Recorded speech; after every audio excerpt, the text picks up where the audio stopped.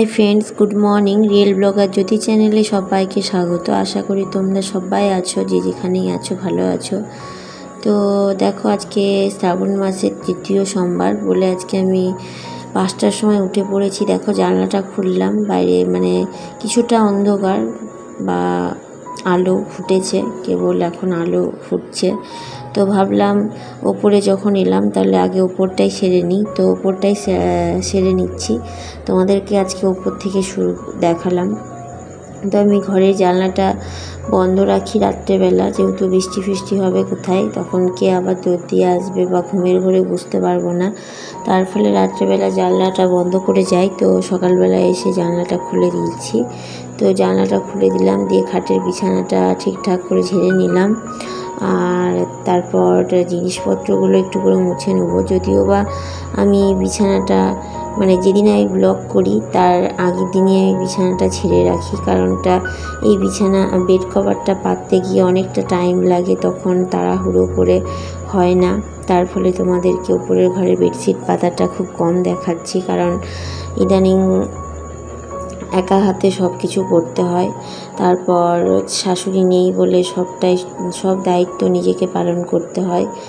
আর শাশুড়ি থাকলে একটা হেল্প হতো, যে আমার কাজ হতে দেরি হোক না হোক, বর এলে বা শ্বশুর এলে তাদেরকে খাওয়ারটা দেয়, অন্তত এইটুকু হেল্প হতো। এখন তাদের জন্য আমাকে একটু তাড়াতাড়ি করতে হবে, তার ফলে আমি খুব ভোরবেলায় উঠে পড়েছি। দেখো, দিয়ে উঠে ঘর দোরগুলো মানে বিছানাপত্রগুলো সব গুছিয়ে নিলাম, জিনিসগুলো দিয়ে মুছে নিচ্ছি। দেখো, খাটের তলাটা একবারে মুছে নিচ্ছি। আমি আর আজকে ঝাড় দিলাম না, কারণ সকালবেলা উঠে আর ভাবলাম যে এখন আর ঝাড় দেবো না, একবারে ঘর মুছে নেবো।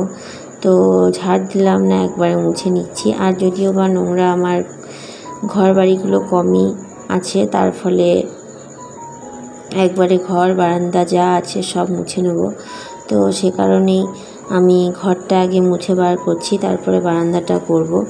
আর বললাম না, এইখানটাতে এখন শ্বশুর থাকে না বলে এই জায়গাটা পরিষ্কারই থাকে, আর তার ফলে ঝাড় দিতে হয় না।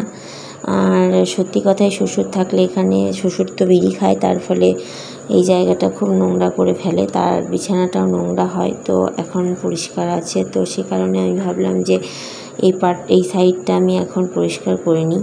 আর দেখো, সিঁড়িতে এখনও লাইট জ্বলছে, কারণ এখনও ভেতরে অন্ধকার, তো আমি লাইট জেলে জেলে কাজ করছি। তখন ঘর বারান্দাটা মুছে নিলাম, দিয়ে ঠাকুর ঘরটা পরে মুছবো। তো এগুলো আগে করে নিই তারপর। আর তোমাদেরকে আজকে ব্লগটা খুব ছোট করেই দেখালাম, কারণ খুব বড় করে ব্লগটা করার বা সম্পূর্ণ ভিডিও করার আমার কাছে টাইম হয়নি, কারণ খুব তাড়াহুড়ো করে আমি কাজগুলো করেছি। তো ওপরেরটা সেরে চলে এলাম, খালি শাশুড়ি ঘরটা বাকি রইলো, এটা পরে করব, শ্বশুর যখন উঠবে তখন করব। তো নিচে চলে এলাম, দিয়ে নিচের দরজাটা খুললাম, খুলে দেখো এখনও ঠিক মতো মানে আলো ওঠেনি। তো উপরে সিঁড়িটাও আমি একটু করে মুছে নামিয়ে নিলাম, দিয়ে তারপর বারান্দাটা মুছবো, ঘরটা মুছবো, দিয়ে আর উঠোনটা ঝাড় দিয়ে দেবো। আর আমি উঠেছি দেখে শ্বশুরও খুব তাড়াতাড়ি উঠে পড়বে, তো পড়েও ছিল, সে কারণে তাকে আবার চাটা করে দেওয়া। আর ছেলে আজকে স্কুল যায়নি, কারণটা বর আজকে ওকে আনতে যেতে পারবে না, তো ওইও কাজে যাবে একটা কাজে।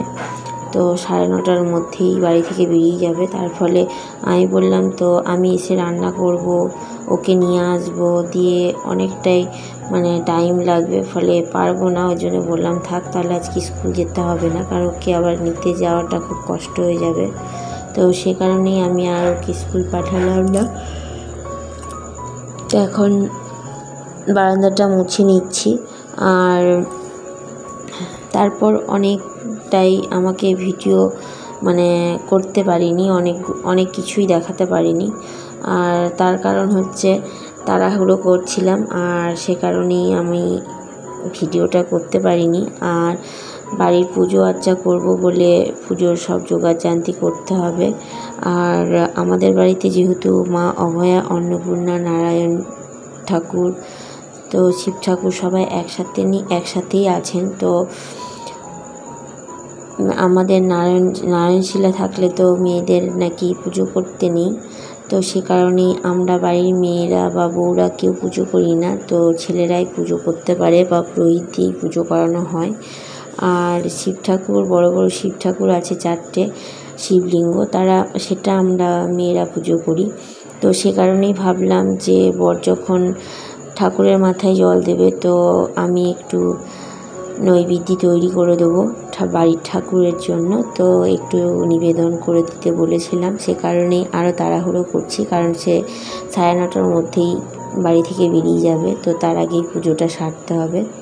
তো দেখো আমি রান্নাঘরের ডিরেকশনটাও চেঞ্জ করেছি। এখন এই দিকটাই মানে জানলার এই সাইডটা ছিল রান্নার গ্যাসের টেবিলটা, দিয়ে এখন ওই সাইডটাই করে দিয়েছি। তো সামনেটা অনেকটা স্পেস পাওয়া যাচ্ছে, অনেকটাই ফাঁকা, আর জানলাগুলোর ওপরে সিলিন্ডারগুলো চাপিয়ে দিয়েছি, ফলে অনেকটাই জায়গা পাওয়া যাচ্ছে। তো সে কারণেই উপরে উঠিয়ে দিয়েছি। আর বুঝতেই পারছো, যেহেতু অনেক দিনের পুরনো বাড়ি, নিচেরটা হয়তো 30 ইঞ্চি ওয়াল হবে, তো সে কারণে অনেকটা জানলাগুলো তাকের মতো অনেকটাই ফাঁকা স্পেস আছে। তো বর বলল তাহলে এই সিলিন্ডারগুলো অনেকটাই জায়গা নিয়ে নেয় বারান্দাতে, সে কারণে বললো যে জানলার উপর সিলিন্ডারগুলো উঠিয়ে দিই, তাহলে বারান্দাটা মেঝেটা ফাঁকা হবে। সে কারণেই ও মেঝেটা মানে ফাঁকা করানোর জন্য ওপরে গ্যাসটা এক সাইডে করে দিয়েছে, আর সিলিন্ডারগুলো ওপরে জানলাতে দিয়ে দিয়েছে। দিয়ে আমি ঘরটাও মুছে বার করে নিয়েছি অলরেডি, কিন্তু ঘরের ভিডিওটা শ্যুট করা হয়নি, কারণ ছেলে ঘুমাচ্ছে। তো ভাবলাম যখন ও স্কুল যাবে না, তাহলে ঘুমোক, আমি এই ফাঁকে কাজ করি, কারণ ও উঠলেই তো ওকে সঙ্গ দিতে হবে, ফলে ওর জন্য অনেকটাই দেরি হয়, তার ফলে ওকে আর বিরক্ত করলাম না। তো এখন আমি ঘর বারান্দাটা মুছে বার করে নিলাম, দিয়ে রকটাও মুছে নেবো, ঝাড় দেবো না, আর উঠোনটা শুধু একটু ঝাড় দিয়ে নেবো। আর তোমাদেরকে এই ভিডিওটা স্পিড করে দেখানো হয়নি, এভাবেই দেখালাম। আর আমি এই রকটাকে এখন মুছে নিচ্ছি, দেখো, কারণ খুব সকালে নাকি অনেক সময় আমরা অনেক ইউটিউবে ভিডিও দেখছি, মেয়েরা নাকি সকালবেলা উঠে ঝাঁটা দিলে নাকি ঘরের অকল্যাণ হয়। তো যেহেতু খুব সকালে উঠছি 5টার দিকে, তো জানি না এটা সত্যি কি মিথ্যে জানি না। এখন আমরা ইউটিউবে অনেক কিছু দেখছি, অনেকে অনেক কথা বলছেন, তো সে কারণে অনেক কিছু মনের মধ্যে প্রভাব পড়ছে। কিন্তু আমরা তো ছোটোবেলা থেকেই দেখে এসেছি, যে আমরা জেনে এসেছি যে ভোরবেলা উঠেই ঘরে দরজায় ছড়া দেয়, তারপরে পরিষ্কার পরিচ্ছন্ন করে, সকালবেলায় বাসি বাড়ি সূর্য ওঠার আগে সব পরিষ্কার পরিচ্ছন্ন করতে হয়। তো এই সব কথা শুনে এসেছি, আমার মাও সকালবেলা উঠেই সব কাজকর্ম করেন।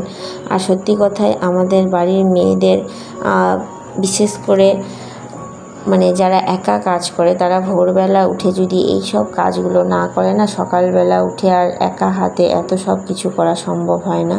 তো দেখো আমি সব পরিষ্কার পরিচ্ছন্ন করে অলরেডি স্নান করে চলে এসেছি, দিয়ে তোমাদেরকে সামনেটা একটু ফেসটা দেখিয়ে দিলাম।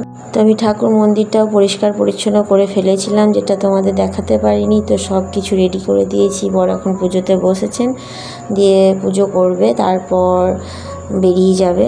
তো জানি না ভিডিওটা তোমাদের কেমন লাগবে, যদি ভালো লেগে থাকে প্লিজ লাইক শেয়ার সাবস্ক্রাইব করো, আর ভালোবেসে আমার পাশে থেকো। তো এটা আর আমি শিব মন্দিরে শিব ঠাকুরের মাথায় জল দিয়ে চলে এসেছি, দিয়ে ঘরের পুজো সেরে নিলাম। দিয়ে বর ইতিমধ্যে চা না খেয়ে শুধু বিস্কুট খেয়েই পালিয়ে গেল। আমি বললাম যে চা খেয়ে যা, আমি চা করে দিই, বলে না খাবো না, দেরি হয়ে গেছে। তো সে চা না খেয়েই চলে গেল। তো আমি এখন ঘরের পুজো সেরে নিয়েছি, শিব ঠাকুরের মাথায় জল দিয়ে নিয়েছি, এখন নিচে গিয়ে রান্না চাপাবো। তো নিচে এসে রান্না চাপিয়েও ফেলেছি। তো আজকের জন্য এইটুকুই, সবাই ভালো থেকো, সুস্থ থেকো, টাটা।